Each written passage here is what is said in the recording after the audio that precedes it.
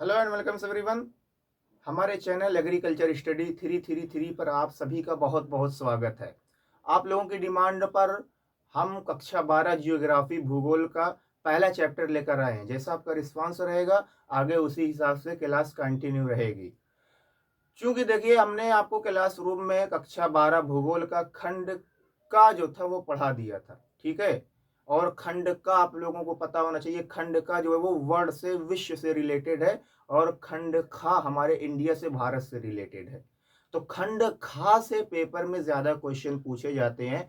तो हम जो लेकर हाजिर हुए आपके सामने खंड खा का पहला चैप्टर लेकर आए हैं। तो पहले चैप्टर का नाम क्या है? जनसंख्या। जनसंख्या का घनत्व क्या होता है, जनसंख्या का वितरण क्या होता है, जनसंख्या वृद्धि क्या होती है, जनसंख्या संगठन क्या होता है। सबसे पहले हम समझने की कोशिश करेंगे जनसंख्या, ठीक है। तो आप लोगों को पता होना चाहिए कि जन मीन्स क्या होता है? लोग, मनुष्य। लोगों को क्या कहा जाता है? जन कहा जाता है। तो लोगों की संख्या को ही क्या कहा जाएगा? जनसंख्या कहा जाएगा। लोगों की संख्या को ही क्या कहा जाएगा? जनसंख्या कहा जाएगा। अब क्या है जनसंख्या वितरण? जनसंख्या वितरण का मतलब क्या होता है? बंटवारा। तो पूरे विश्व में, भारत में जनसंख्या का बंटवारा कैसा है? कहां पर लोग ज्यादा रहते हैं, कहां पर लोग कम रहते हैं, ठीक है। आप पूरे देश की बात ना लीजिए, केवल अपने जिले की बात लीजिए। आप लोग अंबेडकर नगर में रहते होंगे ज्यादातर जो वीडियो देख रहे होंगे। तो अंबेडकर नगर में आप लोगों ने देखा होगा बहुत सारी जगहें ऐसी होंगी जहां पर लोग ज्यादा रहते हैं, बहुत सारी जगहें ऐसी होंगी जहां पर लोग कम रहते हैं, ठीक है। कहीं पर लोग ज्यादा रहेंगे, कहीं पर लोग कम रहेंगे, कहीं जगह ऐसी भी होगी जहां पर जमीन बिल्कुल खाली रहेगी। ऐसा आप लोगों ने देखा ही होगा, ठीक है। तो जनसंख्या वितरण और जनसंख्या घनत्व बताएंगे आगे आपको जनसंख्या घनत्व क्या होता है। लेकिन फिलहाल घनत्व का मतलब इतनी समझिए घनी आबादी। कहीं कहीं पर आप लोगों ने देखा होगा लोग बहुत पास पास रहते हैं। घर, एक घर है उसके बगल में एक घर, फिर उसके बगल में एक घर, फिर उसके बगल में एक घर, ऐसे आप लोगों ने देखा होगा।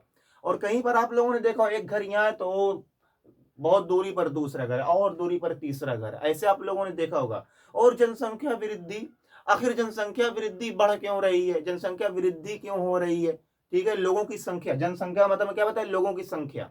तो लोगों की संख्या बढ़ क्यों रही है, इसको हम लोग कंट्रोल करेंगे, कैसे करेंगे? अगर लोगों की संख्या बढ़ेगी, जनसंख्या बढ़ेगी तो इससे नुकसान क्या होगा?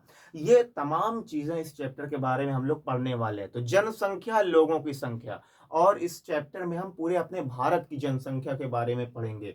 भारत में जनसंख्या घनत्व क्या है, भारत में जनसंख्या वृद्धि किस प्रकार से हो रही है, इसको हम लोग कंट्रोल कैसे करेंगे, आखिर जनसंख्या बढ़ने का कारण क्या है।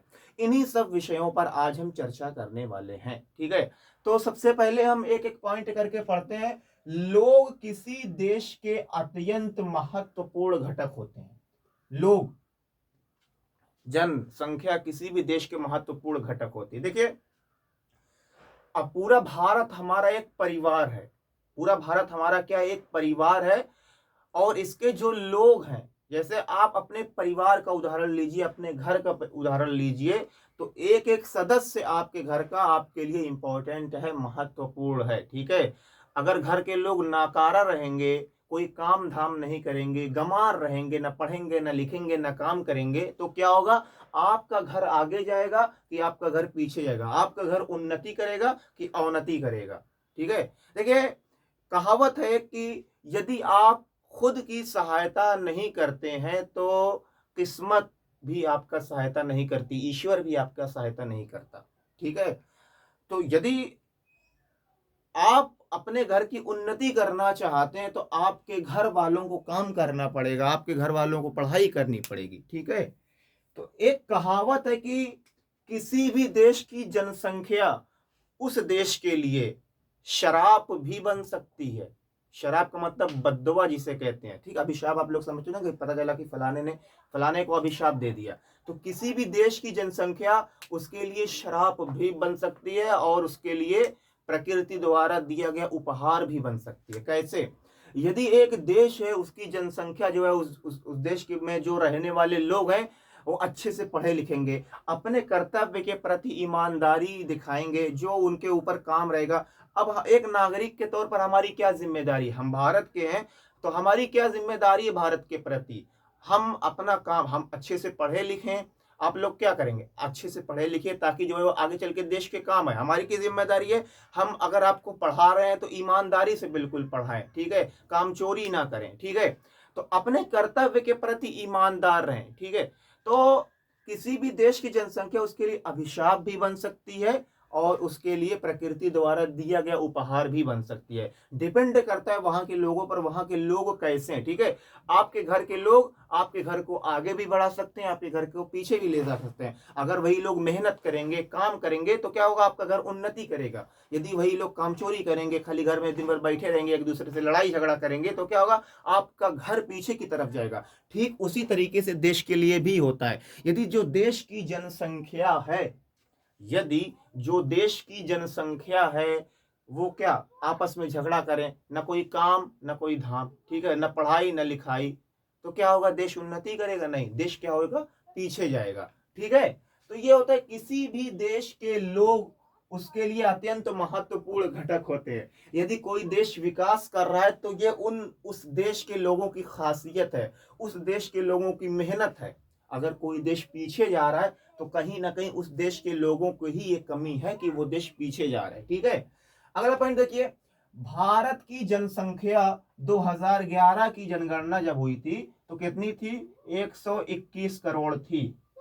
2011 में ये देखा गया था, भारत की जनगणना कितनी थी, 2011 में जनगणना हुई थी, उसमें भारत की संख्या कितनी थी, 121 करोड़ थी 2011 में, ठीक है। फिर जनगणना होनी थी 2021 में, लेकिन कोविड का सीजन था, कोरोना मरोना वाला जो सीजन था, जिसने आप सबकी जिंदगी, हमारी भी जिंदगी को काफी पीछे लेके चला गया कोरोना, ठीक है।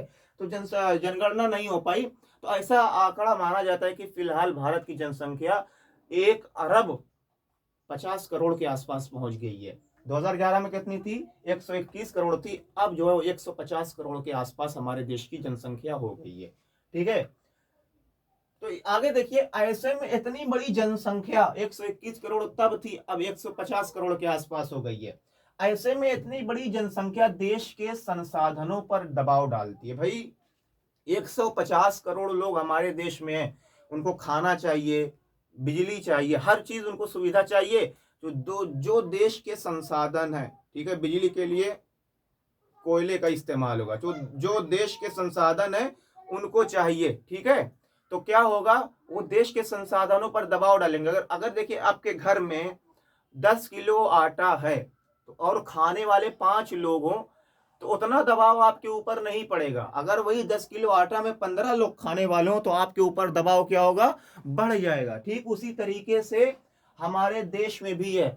अब कोयला जितना था उतना ही है, लेकिन क्या उसका यूज करने वाले, उसका इस्तेमाल करने वाले बढ़ गए, ठीक है। तो क्या होगा, हमारे देश के संसाधनों पर दबाव बढ़ेगा, ठीक है, और देश की आर्थिक समस्याओं का कारण बनती है। जितनी ज्यादा जनसंख्या होगी उतने ज्यादा आपके ऊपर, आपके देश के ऊपर दबाव पड़ेगा, ठीक है। अगर आपके घर में इमेजिन कीजिए 5 लोग हैं तो आपके ऊपर उतना दबाव नहीं पड़ेगा। अगर वही 5 लोग की जगह 50 लोग हो जाएं आपके घर में तो क्या होगा, आपके ऊपर दबाव बढ़ जाएगा, आपके ऊपर समस्याएं बढ़ जाएंगी कि अब इनके लिए भी 5 लोग और आ गए, मेहमान आ जाते हैं, देखिए कितना दबाव होता है इनके लिए, ये लाओ वो लाओ वो लाओ, तमाम चीजें ले आओ, ठीक है। तो जनसंख्या बढ़ने के साथ साथ उनकी आवश्यकता भी होती है, उन्हें जमीन चाहिए, मकान चाहिए, खाना चाहिए, बिजली चाहिए, पानी चाहिए, हर चीज उनको चाहिए।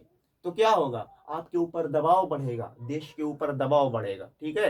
तो इतनी बड़ी जनसंख्या जो है वो देश के संसाधनों पर क्या करती है, दबाव डालती है और देश की आर्थिक समस्याओं का कारण बनती है, ठीक है। ये आपको ध्यान में रखना है।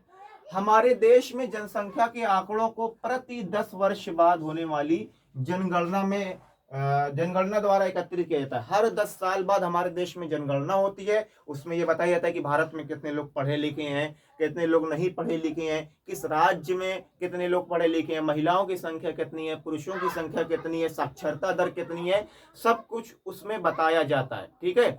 सब कुछ उसमें क्या किया जाता है, बताया जाता है, ठीक है। तो हमारे देश में जनसंख्या के आंकड़ों को प्रति 10 वर्ष बाद होने वाली जनगणना द्वारा एकत्रित किया जाता है। और ये आप ध्यान रखेंगे, भारत की पहली जनगणना 1872 ईस्वी में हुई थी। भारत की पहली जनगणना याद रखेंगे, भारत की पहली जनगणना 1872 ईस्वी में हुई थी, तथा भारत की पहली संपूर्ण जनगणना 1881 में हुई थी। अगर प्रश्न आपसे पूछा जाए कि भारत की पहली जनगणना कब हुई थी, आप लगाएंगे 1872 ईस्वी। लेकिन यदि आपसे प्रश्न पूछा जाए भारत की पहली संपूर्ण जनगणना कब हुई थी, तो आप लगाएंगे 1881 ईस्वी में पहली संपूर्ण जनगणना हुई थी। ठीक है, तो ये सब आपका इंट्रोडक्शन था चैप्टर का, जिसमें हमने आपको बताया किसी भी देश के लोग उस देश के लिए अत्यंत महत्वपूर्ण घटक होते हैं।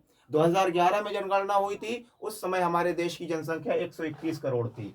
किसी भी देश की जनसंख्या जितनी ज्यादा होगी उसके संसाधनों पर उतना ही ज्यादा दबाव बढ़ेगा, और देश की जनसंख्या देश की आर्थिक समस्याओं का कारण बनती है। ठीक है, जनसंख्या वितरण, वितरण का मतलब हमने बताया बंटवारा। आप भारत को देखेंगे तो भारत में कुछ राज्य ऐसे हैं जहां पर लोग बहुत ज्यादा रहते हैं, जैसे आप उत्तर प्रदेश देख लीजिए, बिहार देख लीजिए, पश्चिम बंगाल देख लीजिए, पंजाब देख लीजिए, हरियाणा देख लीजिए। ये ऐसे प्रदेश है जहां पर लोग बहुत ज्यादा रहते हैं, जनसंख्या बहुत ज्यादा निवास करती है। जबकि आप इधर सेवन सिस्टर्स वाले में पूर्व में चले गए, अरुणाचल प्रदेश ले लीजिए। इतना तो आप लोगों को पता होगा कौन सा राज्य कहां पर स्थित है, कक्षा 12 में आ गए हैं। ठीक है, अरुणाचल प्रदेश ले लीजिए, मिजोरम ले लीजिए, ठीक है, जो इधर सेवन सिस्टर, मेघालय ले लीजिए, या आप ऊपर चले जाइए कश्मीर ले लीजिए। यहाँ पर जनसंख्या कम निवास करती है। कहे यहाँ पर जनसंख्या कम रहती है, लोग कम रहते हैं, और यहाँ पर ज्यादा लोग क्यों रहते हैं उत्तर प्रदेश उसमें? ऐसा क्यों? कहीं पर लोग बहुत ज्यादा हैं, इतने ज्यादा हैं कि जमीन देखे जैसे लग रहा है कि सोने के भाव बिक रही है। ठीक है, और कहीं पर लोग बहुत कम रह रहे हैं। ऐसा क्यों है? ठीक है, इसके कारण भी भारत में जनसंख्या का वितरण असमान है। भारत में जनसंख्या का वितरण असमान है, यानी कि भारत में ऐसा नहीं कि पूरे भारत में सभी जगह लोग बराबर रहते हैं। भारत में कहीं पर लोग ज्यादा रहते हैं, कहीं पर लोग कम रहते हैं। ऐसा क्यों? ऐसा क्यों है कि भारत में लोग कहीं पर बहुत ज्यादा रहते हैं और कहीं पर लोग बहुत कम रहते हैं? तो इसका जो सबसे पहला कारण है भौतिक कारण। भौतिक कारण में आएगा भूमि। भूमि कहीं अब देखिए, उत्तर प्रदेश की जमीन ले लीजिए, बिहार की जमीन ले लीजिए, पंजाब की जमीन ले लीजिए, यहाँ की जमीनें जो है वो काफी ज्यादा उपजाऊ हैं। यहाँ जलोढ़ मृदाएं पाई जाती हैं, और जलोढ़ मृदा कृषि करने के लिए, खेती करने के लिए सबसे अच्छी मृदा मानी जाती है। अब यहाँ की मृदाएं काफी ज्यादा उपजाऊ हैं, तो लोग यहाँ पर ज्यादा निवास करते हैं। लोग यहाँ पर ज्यादा निवास करते हैं क्योंकि आपको पता है कि जीवन जीने के लिए सबसे पहली जो चीज चाहिए वो भोजन चाहिए। भोजन चाहिए, और भोजन आपको कहां से मिलेगा? खेती करके मिलेगा, और खेती करने के लिए अच्छी जमीन चाहिए, अच्छी भूमि चाहिए। ठीक है, तो इसीलिए उत्तर प्रदेश जैसे इलाके में लोग ज्यादा रहना पसंद करते हैं, क्योंकि यहाँ की जमीन काफी ज्यादा उपजाऊ है। इसी का जस्ट अपोजिट ले लीजिए आप अरुणाचल प्रदेश में, यहाँ की जमीन बिल्कुल पहाड़ी जमीन है। ठीक है, यहाँ पर खेती करना आसान नहीं, बिल्कुल असंभव सा प्रतीत होता है। ठीक है, पता चला कि हरदम बारिश होती रहती है यहाँ पर, तो यहाँ पर खेती करना असंभव सा प्रतीत होता है, इसलिए लोग वहां पर कम रहते हैं, अरुणाचल प्रदेश, मेघालय जैसे राज्यों में। जबकि आपका उत्तर प्रदेश हो गया, पश्चिम बंगाल हो गया, इन सब इलाकों की जमीन काफी ज्यादा अच्छी है, काफी ज्यादा उपजाऊ है। यहाँ पर जलोढ़ मृदाएं पाई जाती हैं, और जलोढ़ मृदा खेती करने के लिए सबसे अच्छी मृदा मानी जाती है, इसलिए यहाँ पर लोग रहना ज्यादा पसंद करते हैं उत्तर प्रदेश जैसे राज्यों में। आगे देखिए, जल। जहां की जल की उपलब्धता अच्छी होगी, जहां पर आपको पानी मिलेगा, प्यासे पता चला मर जाएंगे आप। ठीक है, राजस्थान उनमें लोग बहुत कम रहते हैं जहां पर रेगिस्तानी एरिया है। क्यों?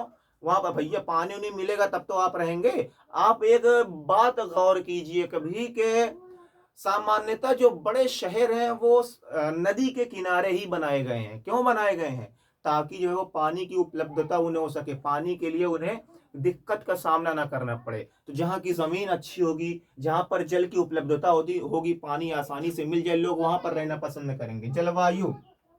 अब पता चला कि आप कश्मीर में चले जाइए, इतनी ज्यादा ठंडी है, साल भर पूरी ठंडी पड़ रही है। ठीक है, आप चले जाइए राजस्थान के जो रेगिस्तान वाला एरिया है, पता चला पूरी साल गर्मी पड़ रही है। अरुणाचल प्रदेश में चले जाइए, मेघालय में चलिए, पता चला पूरी साल बारिश हो रही है। तो आप ऐसी जगह क्यों रहना चाहेंगे जहां पर हरदम बारिश हो रही हो, जहां पर हरदम जो है वो बर्फबारी हो रही हो, पूरी साल ठंडी है या पूरी साल गर्मी है? ऐसी जगह आप रहना क्यों पसंद करेंगे? ऐसी जगह आप रहना पसंद नहीं करेंगे। ठीक है, तो इसलिए लोग यहाँ पर ज्यादा नहीं निवास करते। लोग कहाँ पर ज्यादा निवास करते हैं? अब जैसे आपका उत्तर प्रदेश हो गया, यहाँ पर गर्मी भी आपको मिलेगी 4 महीने, 4 महीने ठंडी मिलेगी, 4 महीने बरसात मिलेगी। यही हाल बिहार का भी है। तो इसलिए लोग यहाँ पर ज्यादा रहना पसंद करते हैं। तो उम्मीद है ये आपको समझ में आया होगा। सबसे पहले भौतिक कारण में कि यहाँ की भूमि, जहाँ पर भूमि अच्छी होगी, उपजाऊ होगी, लोग वहां पर ज्यादा रहेंगे। जहां पर जल की उपलब्धता अच्छी होगी, पानी आसानी से मिल जाएगा, लोग वहां पर रहना पसंद करेंगे। जहां की जलवायु अच्छी होगी, लोग वहां पर रहना ज्यादा पसंद करेंगे। ठीक है, उम्मीद है इतना आपको समझ में आएगा। औद्योगिक कारण, औद्योगिक कारण जहां पर उद्योग धंधा अच्छा हो, जहां पर फैक्ट्रियां हो, मशीनें हो, ताकि आपको वहां पर रोजगार मिल सके। बहुत लोगों को आपने देखा होगा, आपके गांव छोड़ के वो चले जाते हैं, शहर में बस जाते हैं। क्यों बस जाते हैं? क्योंकि वहां पर उद्योग अच्छा है, वहां पर उन्हें जॉब मिल जाएगी, रोजगार मिल जाएगा, नौकरी मिल जाएगी। इसलिए लोग भी क्या करते हैं कि गांव को छोड़कर शहर की तरफ प्रस्थान कर जाते हैं। क्यों प्रस्थान कर जाते हैं? नौकरी पाने के लिए, रोजगार करने के लिए। तो औद्योगिक कारण भी एक कारण होता है, जिसलिए लोगों का वितरण असमान होता है। ठीक है, लोगों का वितरण क्या होता है? असमान होता है। सामाजिक व आर्थिक कारण, कभी कभी ऐसा होता है कि समाज के डर से आदमी यहाँ से वहां चला गया। पता है कि आप जहाँ रह रहे वहां कुछ ऐसा काम हो गया कि लोग वहां के आपको पसंद नहीं करने लगे। ठीक है, अब पता चला कि वहां पे आपके धर्म के लोग नहीं रह रहे हैं, तो इसलिए आप वो जगह छोड़ के दूसरी जगह चले गए। तो ये कारण भी हो सकता है। आर्थिक कारण, आप उस इलाके में आपका जीवन यापन सही तरीके से नहीं हो पा रहा है, इसलिए आप दूसरी जगह चले गए।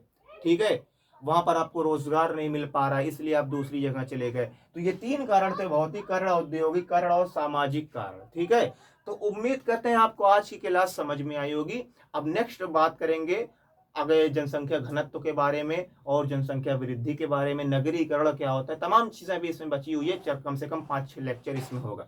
तो वीडियो आपको कैसी लगी कमेंट बॉक्स में कमेंट करके जरूर बताइएगा। जय जवान जय किसान।